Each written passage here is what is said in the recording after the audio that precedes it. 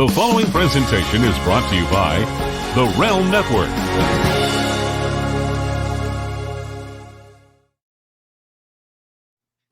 Hello and welcome to Taskmaster Talks with Kevin Sullivan. I am your co-host, JP John Paz from the two-man power trip of wrestling. Of course, I am joined by the star of the show, the former WCW and ECW World Tag Team Champion. He is, of course, one of the greatest minds and bookers ever in the history of professional wrestling, the Games Master, the Test Master, the devil himself, Mr. Kevin Sullivan. Kevin, how are you doing today, sir? Great, John. How are you, my friend? Doing good. A lot of chaos in the world out there and a lot of COVID, but doing pretty good despite all that. Yeah, me too. Me too. Now, interesting thing that our buddy Larry brought up to me a couple weeks ago, and I actually forgot to mention it to you when we were talking about World War III in 1995 and stuff. Do you remember when Hogan did that thing with the dirt sheets? Do you remember he had the dirt sheets and he lit them on fire, he threw them up and all that? Do you remember that? Vaguely, but I do remember it, yeah. Why would he just a thought to pop my head, and I was talking to Larry about it, but why would Hogan mention like the dirt sheets? Why would he give credence to it? I think it was maybe his ego, John, because they used to bash him pretty good, as you know. So maybe his ego got the better of him, and I'm like with you. He shouldn't have mentioned them. That's what, a lot of people will talk about Vince. Not ever, like the Road Warriors became what? The Legion of Doom, and everybody else got changed. Gang got changed. Everybody got changed. And as a wrestling person, I didn't like that. But in his mind, there was nothing before the WWF at the time. So he didn't want to give credence to anything. And I think, that when you give credence to something, if I didn't know what the dirt sheets were, and I see Hogan light them on the fire, first thing I'm going to do is get me one. I mean, Yeah. We're all creatures of habit. We don't want to be told no. And when someone says that's not good for you, the first thing we do is rush out and try it, So giving credence was not the smartest thing, I don't think, but I understand his frustration. Here's a guy that absolutely was the biggest star in the history of wrestling. And people are going to say, well, this and that. Okay. There were 3 towns running a night, sometimes 4 a night, just in WWF. They were on fire. And basically, it was him coming off that movie, them using Mr. T, because if you look at that first WrestleMania card, it was just an average garden card, except for the Hoopla Ali and Liberace and the June Taylor Dancers and Billy Martin and a host of others. He opened the world up to wrestling being cool, and Hogan was, at the time, the leader of the pack. So I understand where his frustrations could come in, It's like in baseball, you know this, in all sports. Philadelphia, they boo Hall of Famers, right? Big time. They booed Mike Schmidt, they booed Santa Claus. I mean, so I think, what this country loves to do is make heroes, tear them down, and see if they can rise back again. And the ones that have risen again, their careers have been stretched out. Look at Hogan. He came to Raw the other night. I thought about that. What was the first WrestleMania? 83? 85. 85. Okay. 95, 2005, 2015. So we're talking 36 years ago. That's before a lot of wrestling fans were born. And they're going to go back. That would be like if this year the Red Sox had Yastrzemski in the left field. Think about that. You know what I mean? That's when Yastrzemski retired, 85. So his attraction is still there. And to me, that's amazing. And Rick, too, and everybody else they had on the show. Is it the right thing to do? I understand what they're trying to do to kickstart it. And they kind of intermingled guys with them. But does it take away from the guys when they're doing Hogan's lines, what you're going to do in posing? I don't know. Do you? What do you think? Kind of makes Hogan seem like he's a bigger deal than the guy that's imitating him. You know what I mean? Yeah, that's what I think too. So, did they succeed in what they were doing? Only time will tell. If the ratings stay up, hopefully they will. And because this group of guys are the most talented of all times, and they deserve their place in the sun. They certainly do. I mean, they're hardworking guys. I mean, I don't think there's ever been a better crop of guys in a long time. And I don't know how much longer can they go back to the well. Will they be doing this 3 years from now? You know? Yeah. So, Yeah, it's crazy. They've been going to that well a lot. Too much. yeah. And today, speaking about Hulk Hogan being cool and everything else, WCW with the NWO totally revitalized his career, and he revitalized wrestling. The Babe Ruth of wrestling struck again and struck gold with the NWO with you booking at the helm. So let's go back to 1997 WCW, but really NWO sold out January 25th, 1997 from Cedar Rapids, Iowa at the Five Seasons Center. The attendance only 5,120. The buy rate only a 0.5, which equates to about 170,000 buys, which was actually the worst of 1997. The tagline being "The world ain't big enough for the both of us," meaning the WCW and the NWO. Interesting thing here is WCW didn't usually run January pay-per-views. This was kind of the first one. Yeah, and this was an experiment, John, and rightfully so for them to try it, because there was talk about splitting the company, having an NWO hour and a WCW hour. So I think that they tried. They were thinking out of the box. But I was going to ask you what the buy rate was, because I knew it was not good.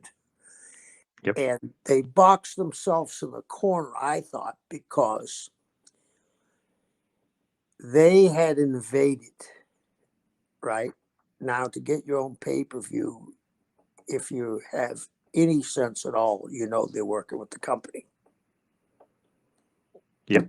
It was presented by Turner, right?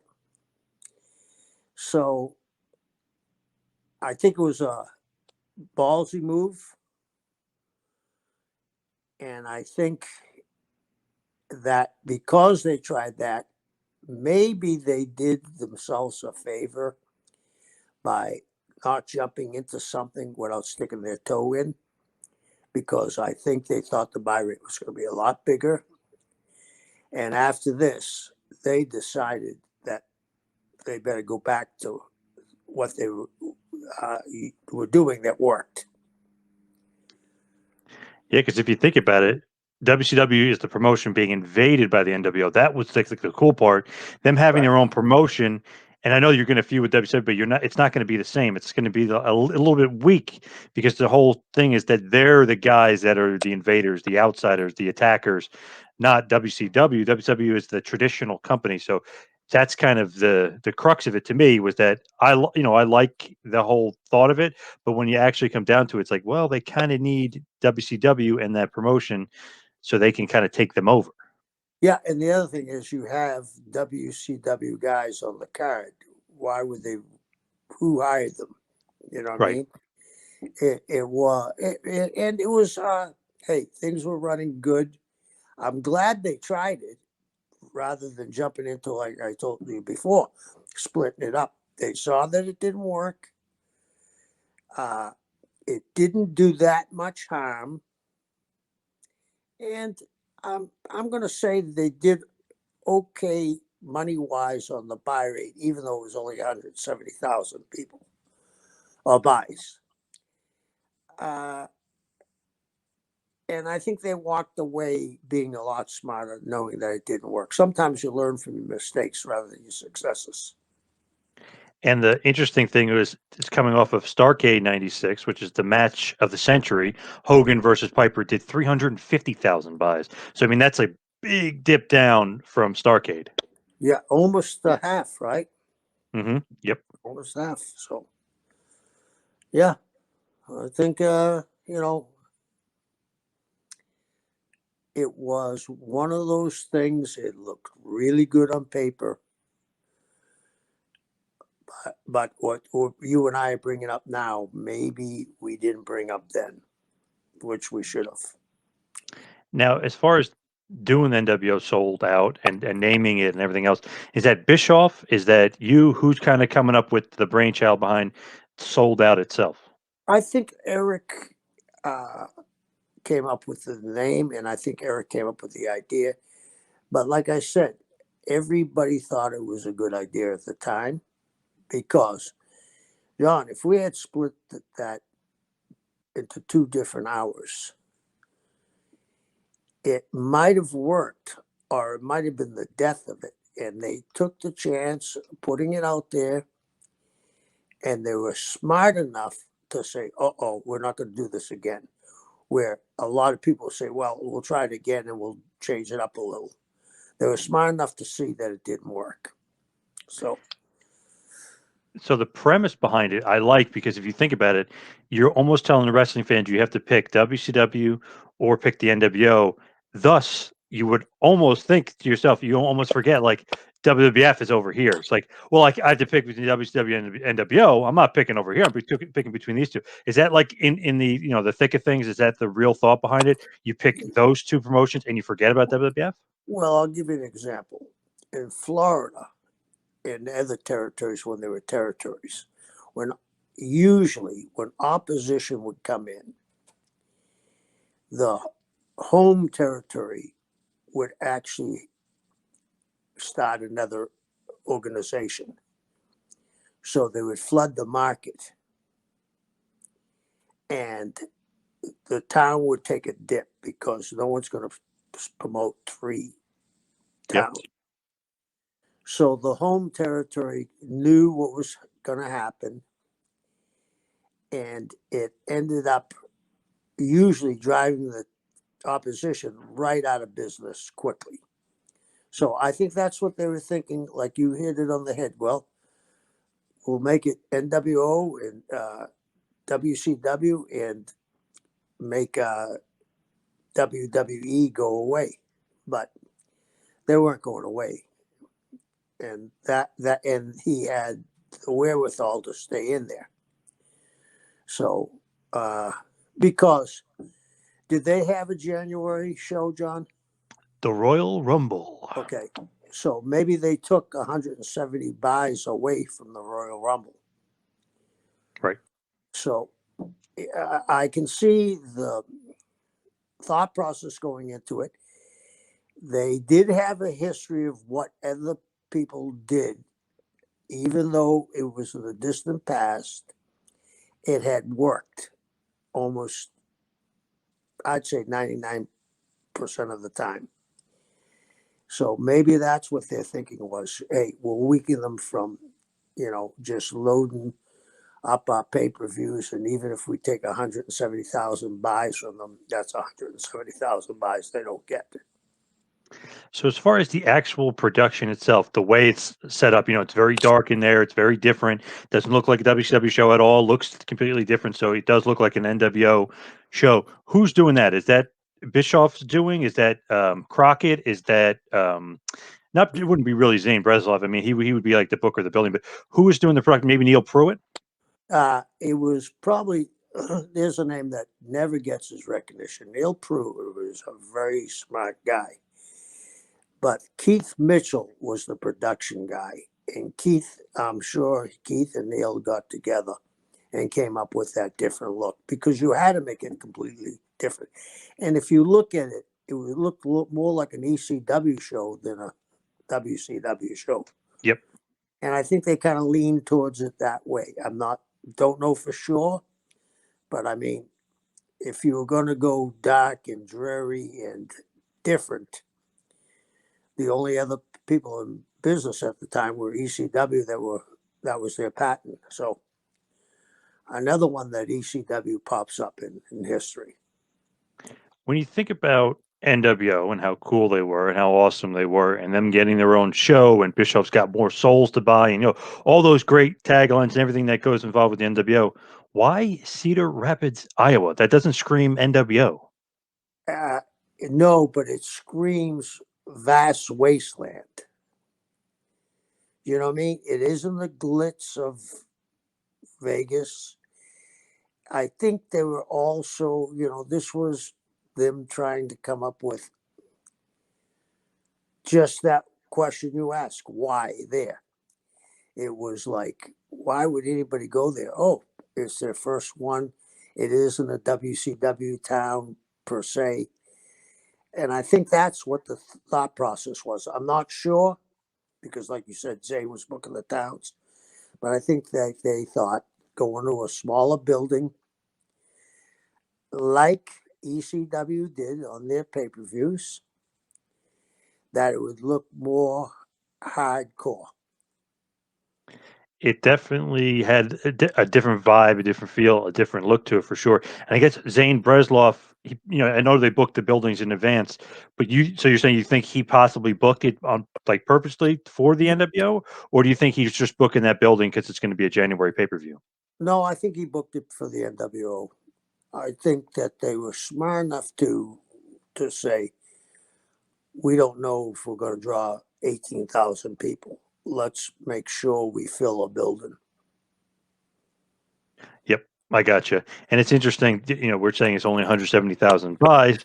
It's okay, but it's the worst of 97 just because WCW was so hot, and obviously coming off of Starrcade, they were so hot. It was, I guess, in a certain sense, it's a little tiny bit of a disappointment just because if you look at the rest of the year, I mean, you did a lot better for the rest of the year for sure. Right. And here's the other thing. That was one we didn't usually run, January. So they kind of stole one, you know what I mean? Mm-hmm. Yeah, usually it was your Clash of the Champions.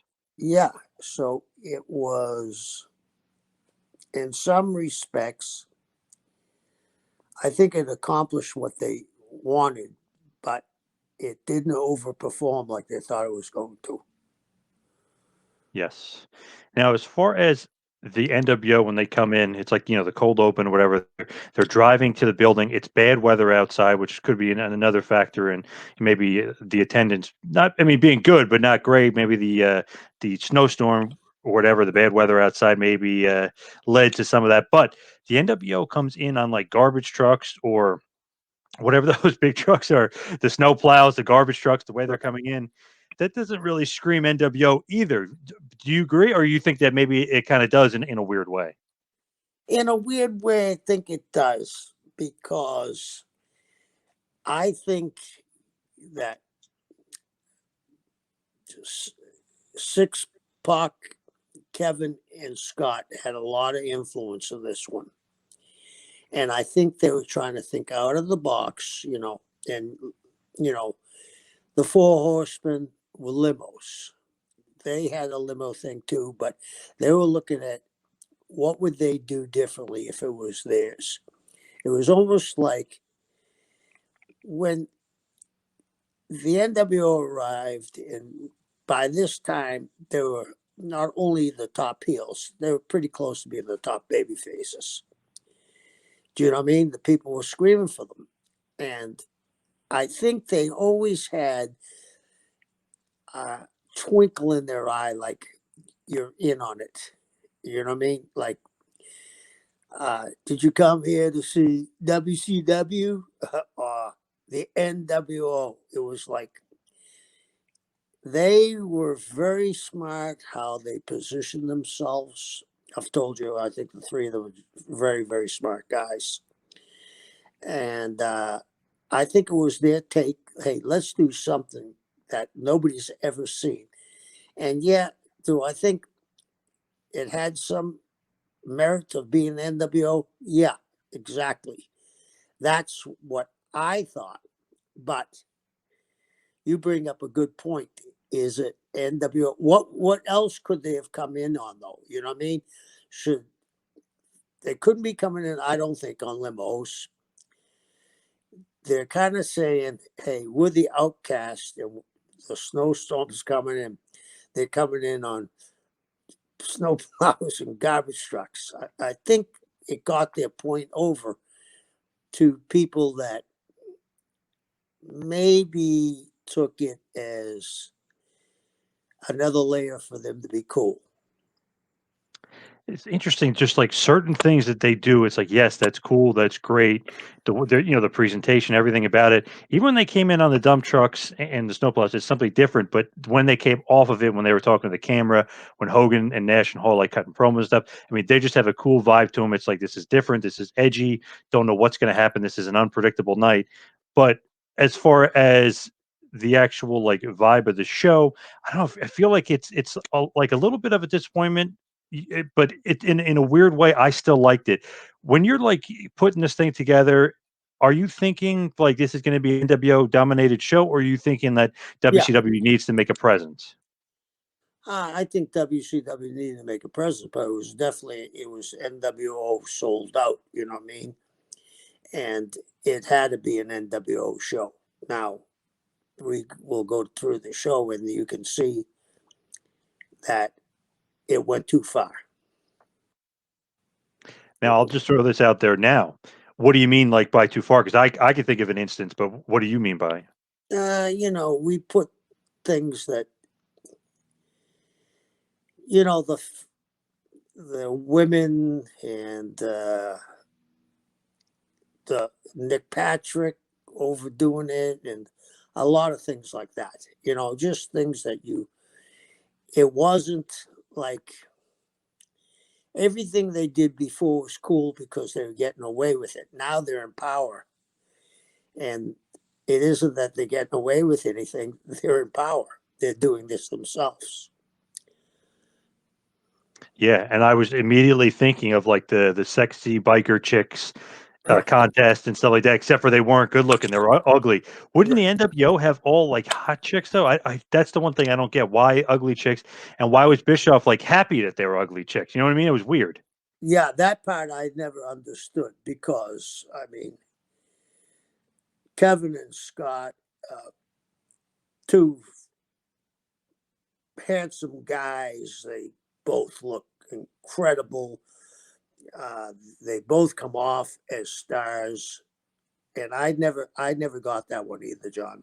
I never got that. I think it was because it was somewhat of a parody. If I could put it in the terms that come closest, it's almost to me that this show was a parody, like the Four Horsemen parody.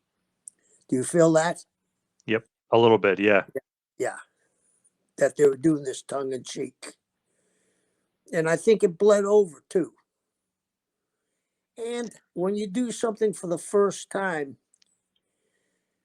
I don't know if you know what's going to come out of it when you've been in a place no one's been before. Right. Makes sense. And it just seemed like that was just out of place because if it's the NWO and they're cool, they should have all like the Hawaiian Tropic bikini models or something. You know what I mean? They should all be good looking. Right. And especially in that era, you know what I mean? And when they, later on, when they would do interviews with some of the women, they were all that, what you said, models.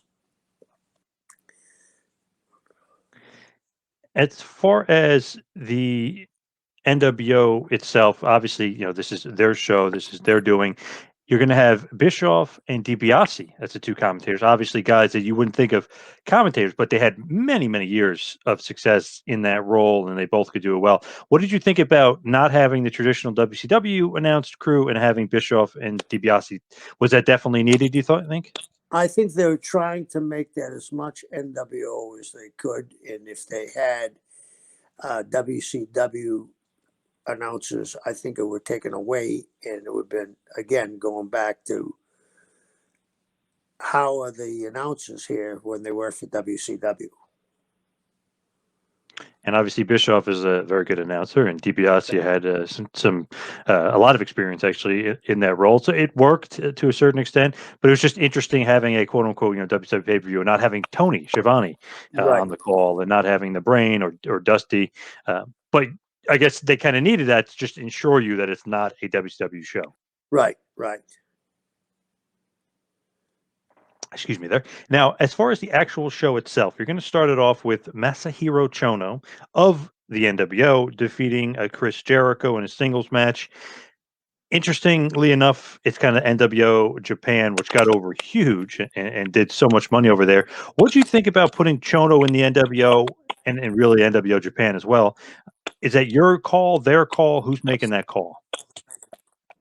I think it was that they asked for it.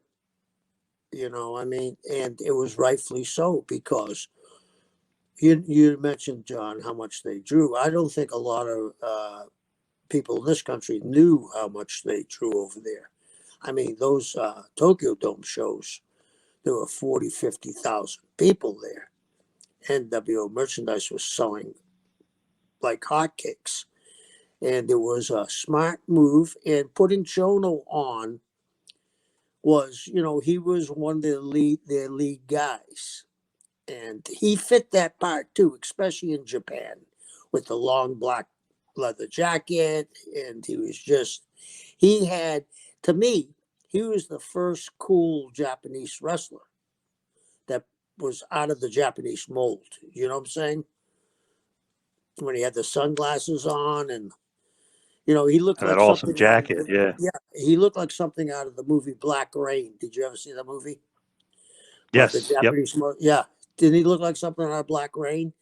Yep. The bikers. So yeah, it was. I'm sure they asked to start a faction over there, and I'm sure they handpicked who they wanted.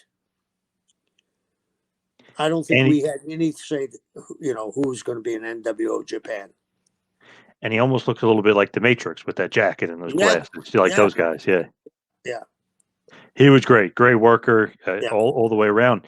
And interestingly enough, you said Nick Patrick was doing too much fooling around and too much this with Nick Patrick. He interferes in this match. He's the ref. He basically kind of cost Jericho this match. Right. And I understand what they were trying to do, because Chris, and still is, a huge star. They were looking for an out for him, but I think they could have done it different, because, like I said, right off the bat, we have a referee interfering. And we talked about that before with Jericho feuding with Nick Patrick and actually having matches with him and stuff. It's like kind of beneath him. I know Nick Patrick was a wrestler at one point, but it's kind of beneath Jericho to be feuding with a rep. But you're saying that's kind of a little bit was his idea. Yeah, it was. Chris has a great mind for the wrestling business. And I mean, he saw opportunities to get over that other guys would never have thought about. It worked for him with Nick Patrick. It actually was a very good deal for him. And, Nick had played his cards well during the time he was the NWO referee. Which was at times very funny and very comical. Like you said, sometimes it was a little bit overboard and too much, but at times, especially when at that one point when you guys would do NWO Saturday night and he'd have the mask on and he'd tell the guy to hold on, then he'd beat the guy up and then he would start the count. Yeah. Some of it was some good stuff for sure. Yeah. The next matchup, Big Bubba Rogers of the NWO defeats Hugh Morris of WCW with Jimmy Hart in a Mexican death match. Interesting that Bubba is in the NWO. I know Chono fits because of the Japan connection there, but Bubba, I don't know if he quite fits in the NWO. I'm not sure if he did either, but he had a contract that rolled over. Bubba was one of the greatest big men I've ever seen. And, they bought him because they thought they could use the Big Boss Man title. Then when they found out that they couldn't or got sued, I'm not sure it was a cease and desist letter that stopped that or they actually got sued. But then it was, Big Bubba Rogers. So you don't want to put a guy like Bubba on the shelf because he could work with anybody. And they had a good match. And there's another guy that doesn't get his credit, Hugh Morris, good performer. So, again, you know what I've said about the NWO? My head, the NWO was Hogan, Nash, Hall, Kidd, and for the Hispanic group, Conan. Other than that, it got too crowded. Way too watered down, Yeah, for sure. Yeah. The next matchup, Jeff Jarrett of WCW defeats Mr. Wall Street, aka VK Wall Street of the NWO. That's just another one. It's like, wow, does Mike Rotunda, aka Mr. Wall Street, aka VK Wall Street, aka Mike Wall Street, does he fit the NWO? I don't think so. I don't think so because you got to remember during his WCW run, Mike was over with Steiner and Dr. Death as the Varsity Club. He had that every time you saw Rotunda come down the aisle, you thought of the Varsity Club. I don't think it worked. Mike is another guy that was a terrific worker that never got his due. But Mike should have been WCW and resorted back to being the wrestler with the singlet and, the varsity letter because he was a Syracuse athlete. And that was just a misplacement. That was a thing where you thought you could throw a shirt on a guy and automatically he'd get the rub from those guys. Yeah, he got the rub from those guys, but how much can you rub off those guys? And I think the more we did it, the weaker it made them. Totally agree. The only thing that Big Bubba and Wall Street had going for them as far as the NWO was the ex-WWF guys. I mean, that's like the only thing you can kind of hold on to as far as making them NWO, right? I mean, that's kind of why they're ex-WWF guys, which kind of makes it seem like they could be in the NWO. Yeah, it does. But to me, then, let's go back to the night Hogan turned heel. In my head, this was a premeditated takeover. Hogan had come in, scouted the area, got close to the king, and said, "We're going to take this over, guys." It just, in my head again, and I am probably wrong, but I just don't think that you keep on putting guys in, it weakens the whole storyline too. That the original 4 guys were in this from the beginning. Why did these other guys come right away too? Why did they storm the ring the night Hogan dropped the leg in Daytona? Why didn't they come? Sometimes in wrestling, we start piling stuff on the storyline and we forget where the storyline started. I'm one that believes you need to know where the storyline started.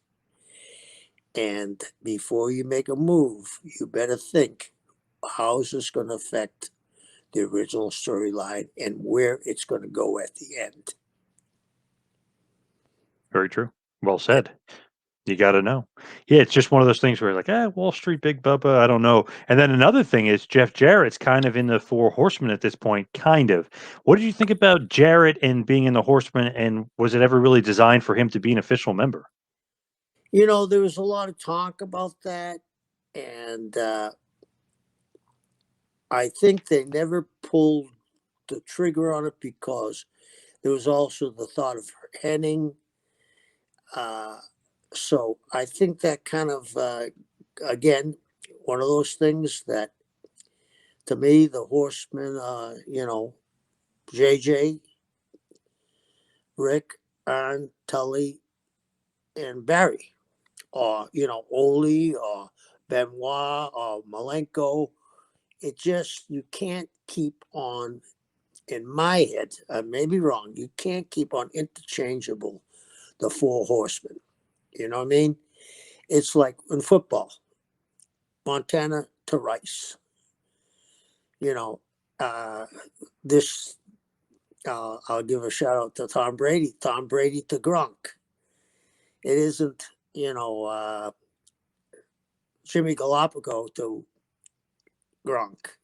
It weakened them too, I think. The guys I mentioned made it work. The other ones, it was just like we're trying to push something in that didn't need to be pushed in. And when a guy came into the Four Horsemen, originally they made it a deal for him. I mean, it was a trial and tribulation to get in there. They really used to have to go through Arn. And if they went through the hells of fire with Arn, they were accepted. We made it kind of too easy and interchangeable. And that happens when things are rolling right. You think, oh, this is all I have to do is put this down. No, it ain't what all you have to do is put it down. You need to think about who these guys were, what made them special, and does this guy really fit in? There's no disparaging to Jared.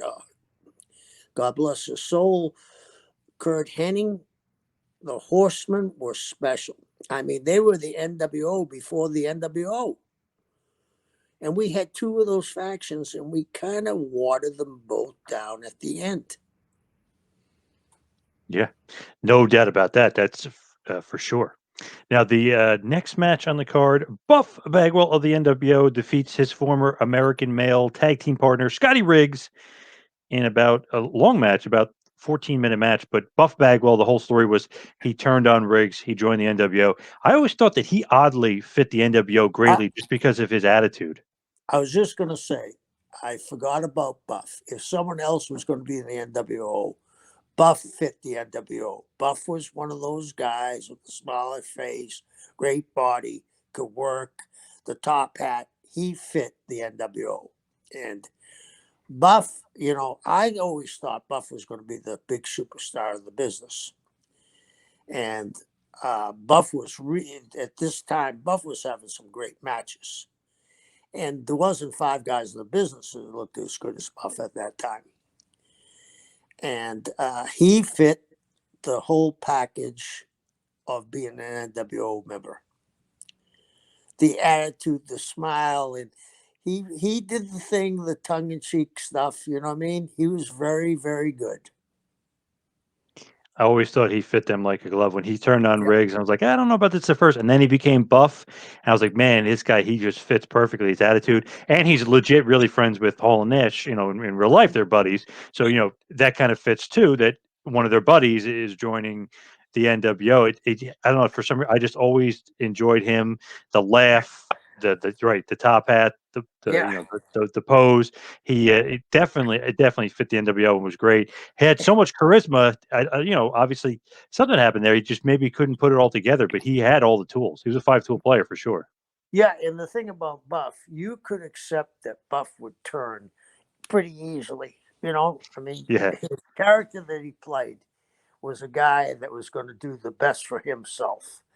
And hooking up with the NWO was a very good move for Buff. And like you said, he was a 5-tool player.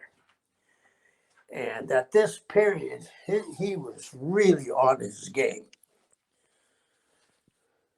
Yeah, he definitely had the charisma and everything going for him for sure. Now, next up is Scotty Norton. He defeats Diamond Dallas Page via countout, so it kept Page strong. But obviously, Norton gets the win here probably to keep him strong, as well as he was going to be continuing to be a big star over in New Japan Pro Wrestling. But the whole thing was Wall Street comes down to give him the NWO. He thinks he's joining the NWO, tricks him, turns on him, boom, beats him, and he escapes through the crowd.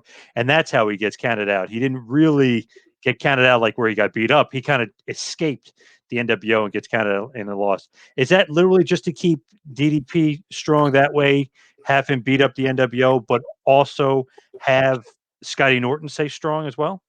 One of the few things the Japanese ever asked of me was to make sure I kept Norton strong. He was one of the big heels in Japan, and rightfully so. I mean, Scotty was the arm wrestling champion of the world, legitimate tough guy, worked Japan the way Japanese like it, and that's what they asked me to make sure Norton was kept in a good light.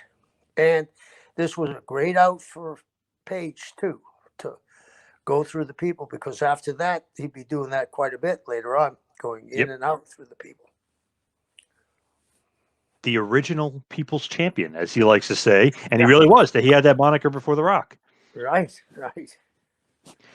And the thing is that I love about it too is he's going to be one of the first guys that says to the NWO, like he doesn't want to join the NWO. He's one of the. So I was saying DDP was the first guy to really kind of shun the NWO. He was really the first guy that kind of said to the NWO, basically, I don't want to be in the NWO. Yeah, exactly. That was kind of a way to get him over too. I mean, really kind of get him over. Yeah, it did. It separated him from the pack.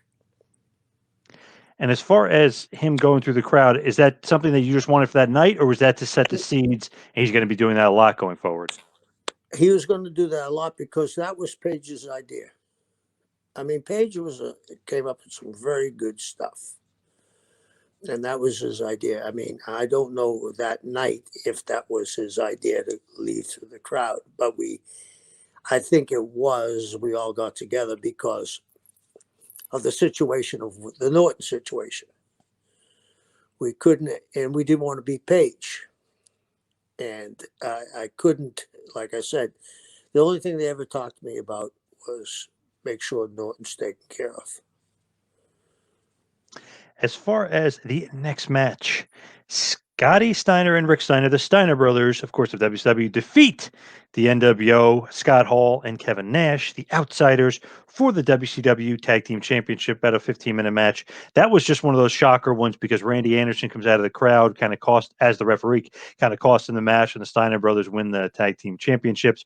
What do you think about the Steiners going over the Outsiders here? I mean, I think that was the pop of the show, don't you? Yes. And they worked well together, too. They worked well together. And then we kind of got one back for the team with Randy Anderson because we lost one with Nick. So I think it worked. I think it worked real well. And the thing is, nobody thought that on an NWO sold out pay-per-view that Hall and Nash were going to lose. Yes. I was going to say that's the thing here is that the big guys of the NWO, the Outsiders, Hall and Nash, the guys that started it, end up taking the loss to the Steiners. So it really kind of was a shocker. Yeah. And Randy Anderson coming out of the crowd to do it, and jumping the guardrail to do it was definitely a shocker as well. Yes. The next night on Nitro, as far as Randy Anderson is concerned, Eric Bischoff, in hilarious fashion, such great television, fires him in front of his wife and his kids and says, okay, the Outsiders did not lose the tag titles. That was, that was totally a screw job. Return the tag titles. So obviously, not the decision gets reversed, but the decision as far as them being the tag champs, Steiners have to return it to the Outsiders. And then Randy Anderson gets fired. Is that your idea to do it? Because that was great TV. We had to do something with Randy, and actually Randy suggested his wife and kids coming, and it worked perfectly. Like you said, it was great TV, and Eric played the vicious boss terrifically. Always felt like Steiners and Outsiders did have some great chemistry. And if Yeah, you want like believability as far as like, okay, Hall and Nash are dominant, well, the Steiner brothers, I mean, they're dominant for years, so they can yeah, go head to head. yeah. And uh, Rick and Kevin were very close, and they'd always have great matches. And who wouldn't? I know he's going to try the Steiner brothers back in those days. You know what I mean? So uh, you were going to have a good match with the Steiner brothers, whether you wanted to or not. Yes, true.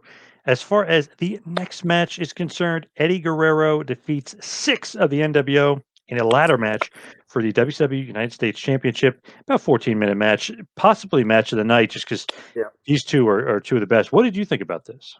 I thought it was the biggest swerve was the Outsiders losing, but that was the match of the night. I mean, Eddie Guerrero and 6. How can you go wrong? Just put those names together. There's all kinds of things they can do, and they won't repeat anything. And they had a great, I think it was their both the first ladder match. And they had that's a hard match. I've never worked one, but I've seen enough of them to know that's a hard match. And they pulled that off tremendously. I've said this before. 6 doesn't get the recognition. Sean doesn't get the recognition he deserves. He's in the Hall of Fame twice. Once as the NWO and once as the Generation X, correct? Yep. Is there anybody else in 2 separate groups that were that powerful ever? No. He was a special guy and is a special guy. He could work with anybody. You know, let's go back to when he was a 1-2-3 kid. The matches he had with Scott Hall were perfect. Perfect. The story they told was perfect. So how could he not have the best match with Eddie Guerrero, one of the greatest workers of all times? Yeah. It's one of those things where like they're both great, and at that point, they're both almost underrated. And you knew it was going to be a great match, but that definitely my favorite match on the card. A great match. If I remember correctly, Meltzer rated it very, very high as well. Just to throw that out there, just to get the critical acclaim, of the Dirt Sheet guys as well. But I really think that 6, Sean Waltman, when Bischoff fired him, he had the neck injury and apparently tried to change his contract. But when he fired him and he went to DX, he is the one that got DX over. Triple H was kind of floundering. He was kind of losing it there. I mean, they had nothing with him as far as DX. Waltman from the NWO puts, his name and stamp on DX, and boom, DX is a big act. Not many people have ever said that, John, but the guys that have said that to me are smart to the wrestling business. You hit it on the head. DX wasn't going anywhere. Sean pulled them up out of the muck and brought them to the top. Without Sean, we would never even be talking about DX. Totally agree. I always felt like that was a big misfire by Bischoff to let him go because, man, instant credibility to DX and to the WWE as soon as he came out. It was like, damn it, like that's a loss for WWE, a big loss. Yeah, yeah. And you know why I said a long time ago when Hogan said to me, when things are going good, you can afford to make mistakes, but not too many. This was a big mistake. Absolutely huge mistake letting Sean go. Even if he was injured, just don't let him go to WWF. Right. Anything to hold on to him. Big mistake. So next up is the main event: Hollywood Hogan versus the Giant, the NWO/WCW World Heavyweight Championship match. Leading to this, the Big Show, the Giant, wins World War III, but he's a member of the NWO. So it's one of those things where did you book it to have some controversy between him and Hogan? Did you book it to make NWO look even more dominant having him win World War III? Or is it like a mix of all the above? Mix of all of the above. Yeah. And trying to get as much steam as I could on this pay per view, not knowing what was going to happen. It's one of those things where it's like, wow, he wins World War III. Okay, World War III is for the number one contendership for the world title. So you're thinking to yourself, wow, the NWO holds all the cards. They hold all the power. You know what I mean? Like they even have the guy who's going to be next in line to face Hogan if they wanted to. But you just don't think that he would cash in and take that title shot. But it was interesting with the tease. He didn't help Hogan against Piper at Starrcade. Hogan lost the match, and he was supposed to help him. Tell Hogan was pissed. Then he's saying that why can't he be the leader of the NWO if he wins the world championship, which throws a rift into things. I just thought that was really well booked and really good writing because it made you intrigued because the NWO were this dominant force with him. They're unstoppable. Now that kind of throws a spoke into the wheel saying, wait a second, now they're infighting? And there always is, you know what I mean? And if you go back in the history in big battles, there's always two generals wanting to go the different ways. You know, I mean, MacArthur and Douglas back in World War II and Eisenhower, all three of them saw it in a different way, you know. And I think it just worked out. In why wouldn't the young lion or the young silverback gorilla want to face the older silverback gorilla and be head of the pride? You know what I mean? Yep. Totally agree. And it was perfectly done here because you almost thought to yourself, it's like, wow, the NWO is having a riff. You know, they're having a problem. Maybe this is where WCW can start gaining an advantage. So that was kind of just a cool little twist as a fan because, I'm like rooting for the NWO, but I'm like, damn it, like now there's a chink in the armor. Yeah. And we wanted it not to get so WCW so far in that hole that we had buried them with 6 feet of dirt, maybe a foot and a half of dirt, but not, you can't make it that it's impossible to come back.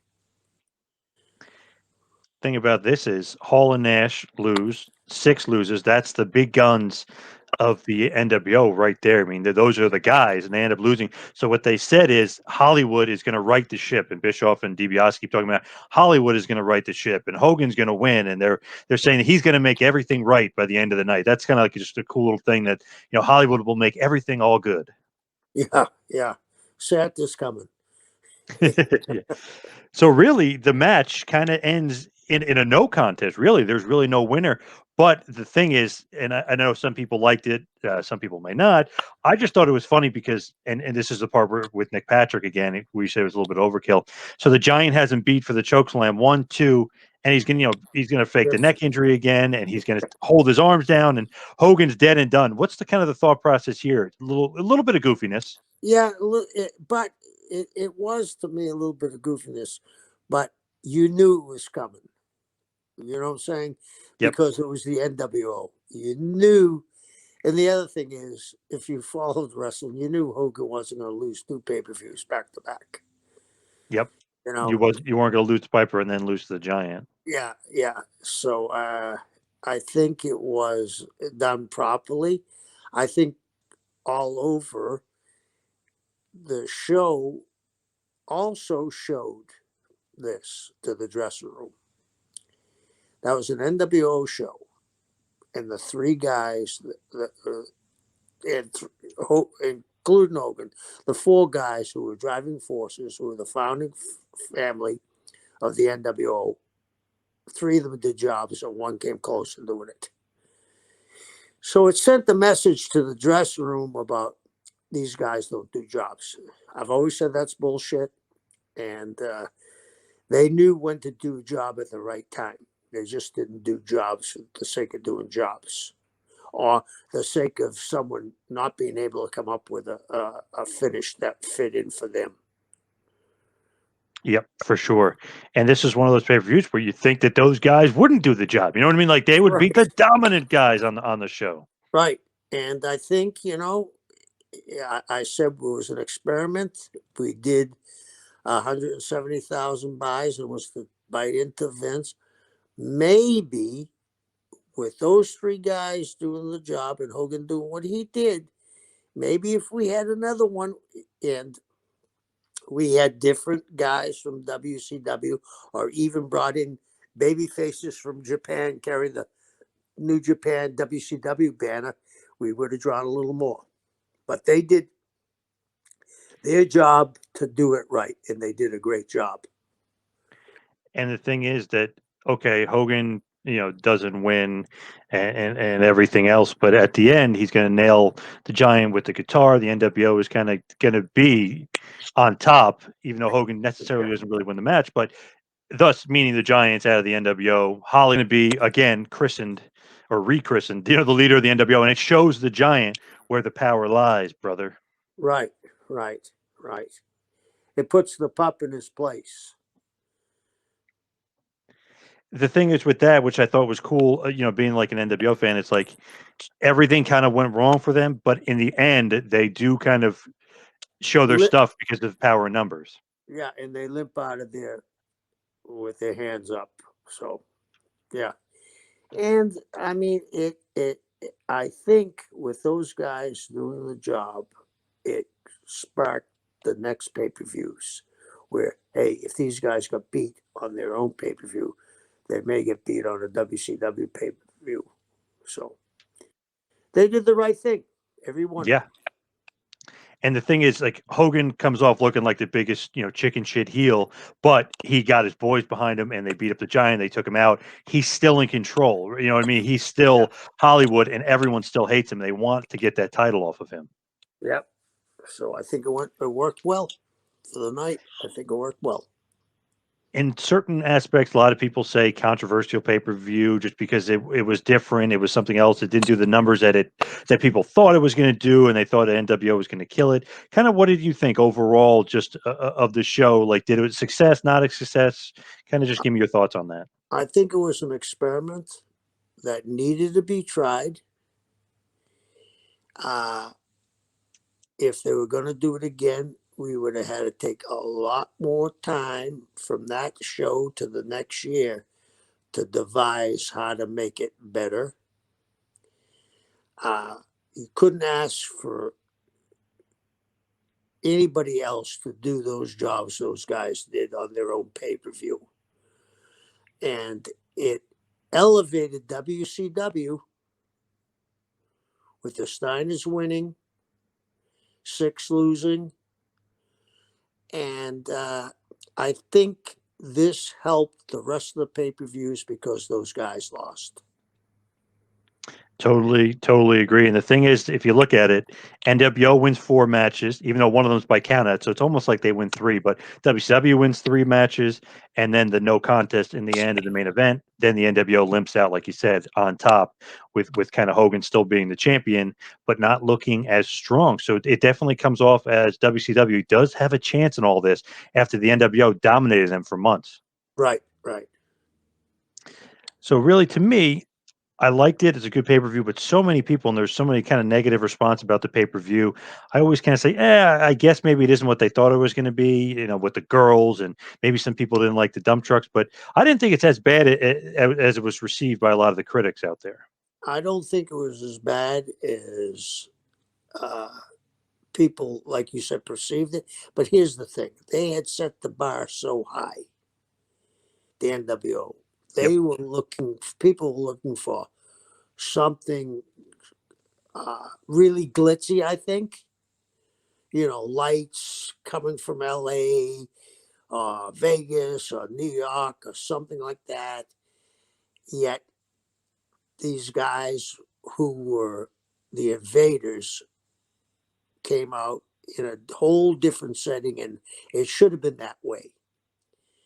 And I think we stole something from ECW's production on that. Mm-hmm. And I think as you look back, it's a lot better show than you and I thought it was, as we've gone over it. So it served its purpose because the rest of the year, the pay-per-views did great business. Yes, that's for sure. Big business. As you go through after this and go through Nitro and stuff, the Giant is still there. Him and Luger are going to feud with the Outsiders for the tag titles.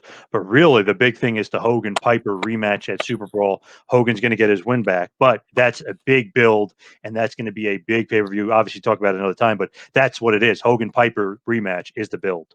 Right. Now, as far as some plugs, you can go to prowrestlingtees.com, type in Kevin Sullivan, check out his beautiful pro wrestling tee store. You can also go to doublehell.com. That is Double Hell Wrestling T-shirts. Kevin's got an array of shirts on there for you to check out as well. I think that those guys do a hell of a job, and he's got some really nice T-shirts over there. You can follow me on Twitter and Instagram at 2Man Power Trip. You can follow Kevin on Instagram at Taskmaster Talks. Kevin, anything else going on? No, that's about it, John. I'm going to Southwest Fury in February. They've really taken off. I mean, they got an array of talent. Andrew Anderson, Charlie Haas, Mark Henry's going to be there. Teddy Long is there. They got a great talent there, and I'm very interested to see what they're doing. And, you can catch them on Hannibal podcast too. Yes, Hannibal TV. If you go to YouTube, he's all over there. He's dominant. 234,000 subscribers and going strong. So definitely check out Hannibal TV.